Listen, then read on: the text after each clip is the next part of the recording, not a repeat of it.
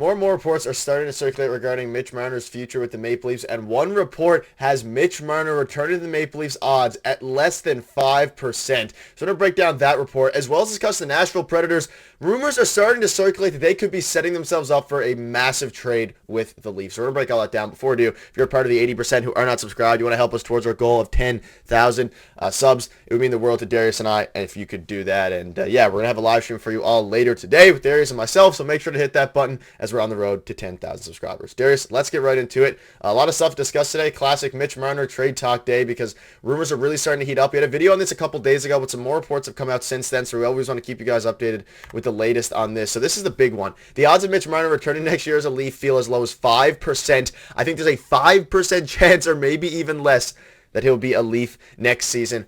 From Frank Saravalli, who's one of the most notable reporters in the NHL. Now, we know in our video last time we discussed how Mitch Marner probably won't be returning. That reports came out that he's open to potentially waiving his no-move clause. Coupled with this, Darius, and we'll get into the Nashville stuff a little bit later in the video, less than 5% is a little bit crazy. It makes it seem like, given the hire of Craig Berube and all the other things equal, Marner might not be a Leaf. Yeah, he's saying there's a 95% chance Mitch Marner does not return next year. And we've been talking about like Max Domi, for example, 95% chance he's coming back.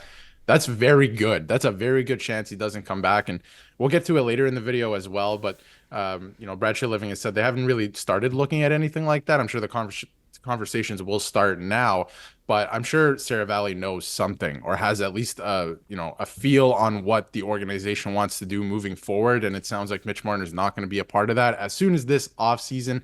And it's possible there are teams that are suited to take him, who would want him, right? And the Leafs, I think, have to move on from him. I've battled with the idea of, okay, maybe they should keep Mitch Marner with the new head coach, Craig Berube, and see what happens. But I think we have such a large sample size of what Marner does in the playoffs. I'm not sure a coach can change a player that much. He just isn't able to bring it at that level in the playoffs. And obviously some other guys they have locked up and they're not going anywhere. So you can't touch that. So Mitch Marner looks like that outlier. And yeah, it looks like he's going to waive his no trade clause as well, which we've touched on. A lot of interesting things here. 95% that's very significant. Where there's smoke, there's fire, I think. So it's going to be interesting heading into the draft. Yeah, and obviously Tripling said he hasn't had those trade discussions yet. But again, Frank Saravalli, I'm sure he has, people sources inside the organization. I think the Leafs organization knows what direction they're going to go, even if they haven't had the conversation yet. So Brad Living technically not lying. But you can see here, this is from the report that we covered a few days ago. Mitch Marner is reportedly not against the move this summer, while Tavares appears more keen on staying and playing out the final year of his contract. And they're probably extending at definitely at a lesser number than the current number. And some potential suitors will be those guys, which we'll discuss in probably another video. Some of the other teams, we're going to focus on Nashville today, so we'll have another video covering the other teams there. But Darius, let's start to discuss Nashville now, because Nashville's been a team that we've had our eyes on for a while, with UC Saros being the obvious fit there. And you look at a trade they made yesterday or the day before, a couple picks in exchange for Ryan McDonough, and then, of course, a fourth-round pick from Edmonton. So this one is interesting. They make this trade with the Lightning, and people are starting to think that maybe, you can see here, I've talked to a few people, the sense is that McDonough trade is a precursor to an aggressive pursuit of a high-end scorer by Barry Trotz. The Mitch Marner stands are going to be insufferable now, and it seems like they're setting up cap space. Now, let's be clear, Marner is not a free agent, so they can't go and pursue him in that way. But if they're going to set up a potential trade with Mitch Marner, this step had to be done, and it's done now as the coach is hired for the Leafs. It makes a bit of sense timing-wise. Yeah, I thought it was an interesting trade because McDonough going back to Tampa, it doesn't really make sense on that end, but I think it was just more Nashville getting rid of that cap hit, because it was pretty egregious, to be honest. And now they have a lot of cap space open in the way of, if they have to make a trade, obviously for Mitch Marner, right, which they're looking for a high-end scorer, which Mitch Marner is. If you're getting Mitch Marner, you're going to offload a lot of salary in that way as well. You're going to make room for him because there's going to be significant pieces coming back the other way. Like we've talked about Saros a lot, right? He could be a piece coming back. He's going to be one piece coming back. There's going to be a lot more because Mitch Marner is worth a lot. But that's a lot of money coming back the other way. So it looks like they're making room for something. It might not be Mitch Marner, but it looks like it could be. And the reason I think it's Nashville is because there's other suitors that were named, San Jose, Anaheim, teams like that. I'm not sure Mitch Marner will waive his, besides the weather thing, because it's great to live in those locations. I'm not sure if he's going to waive to go play on teams that are very not competitive. Like San Jose is not a good team. Nashville made the playoffs this year. They had a great second half. They're a competitive team. So I wonder if Mitch Marner would rather go to a team like Nashville than the other ones that have the cap space. And Nashville does have the assets for the Leafs as well. I think there is a trade to be made there. So pretty interesting stuff. Barry Trotz, alluded to the fact that, it's just a hockey trade. McDonough wanted to be moved, but that's a lot of salary coming off the books. What are you going to do with it? Very. And it sets up, Nashville's been the hottest suitor, and we'll cover the other teams, probably less likely because of the no-move clause thing, and who knows if he'll waive it officially for Nashville, but like these reports are saying, it seems like he's definitely willing to make that potential move there. You can see here, don't be surprised if there's another shake-up to the Preds defense. Like, they're ready to make moves.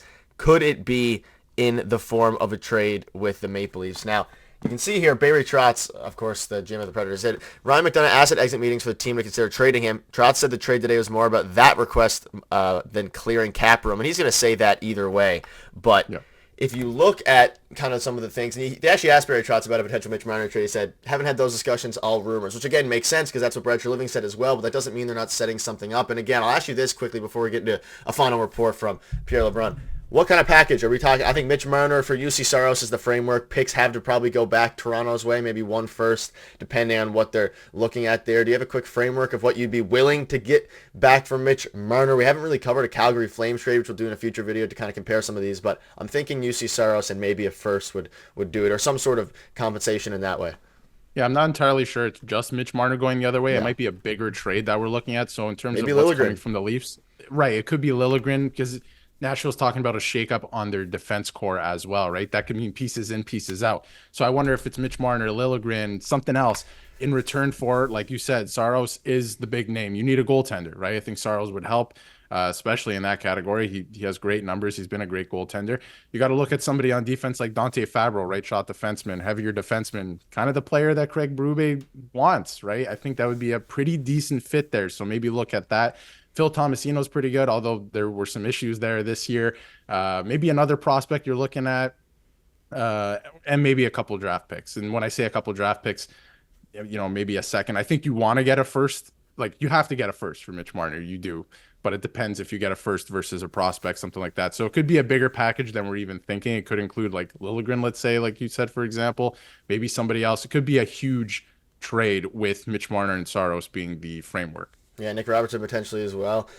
This is what LeBrun says based on yesterday. It says his understanding that at this moment the Maple Leafs are not spoken to a single team about Mitch Marner. The Leafs are focused on the coaching situation, which they handle now, but there hasn't been any trade conversations regarding Marner. Obviously, we'll see how the next 2 months play out. No doubt teams will come calling. The Leafs on him closer to next month. And this is not really surprising at all. This does not mean, at least in my eyes, that they're not going to trade him. It just means they haven't had those conversations because, for one, you'd want to hire your coach first, and then for two, you want to see what the coach's plan is regarding the players. Maybe a certain coach would have loved to keep Mitch Marner, but the report here from Frank Saravalli, like, Mitch Marner is not going to be a Toronto Maple Leaf next year unless the teams are very underwhelming with their offers. And I assume that won't happen because teams obviously that are able to trade for Mitch Marner will probably have an extension in place to some degree, which will obviously help his value be maintained, even though he only has 1 year left in his contract. But very interesting. Do you have any final thoughts before we wrap up? A lot of stuff to go over, and he's going to keep, Barry Trout's going to keep Saros in the loop with his decisions, which doesn't sound like that's too confident that he's going to be keeping him around. But any final thoughts before we wrap up? No, there's a lot of movement on the Nashville side, so I'd look to the Leafs to, maybe make a move with Nashville here. I do think that they're a pretty good suitor.